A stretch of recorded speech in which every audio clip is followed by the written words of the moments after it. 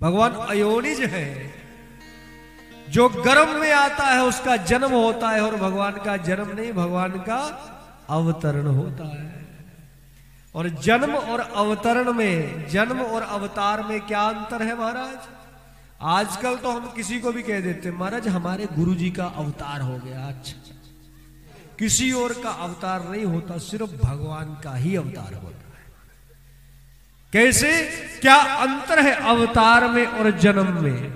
ये दुनिया एक कुआं है और हम अपनी गति को, अपने कर्मों को काटने के लिए इसमें गिरे हैं महाराज।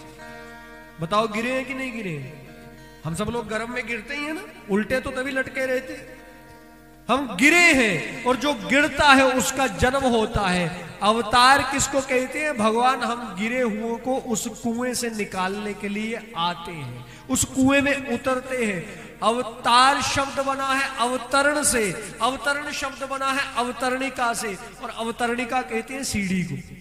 किसको कहते हैं?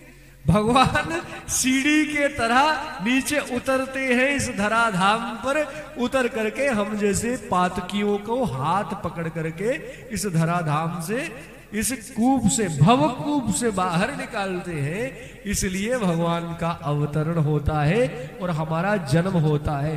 भगवान को छोड़ करके ये जो गुरु, ये जो अपने जिसको भी मानते हो, चाहे जितना बड़ा सत्पुरुष क्यों ना हो महाराज, उसका जन्म ही होता है, क्योंकि आया तो वो माँ के गर्भ में ही है, और जो गर्भ में आया है वो जन्म ही है, वो अवतार नहीं है। इसलिए जब भी कहना है तो कहो हमारे गुरुजी का जन्मोत्सव है।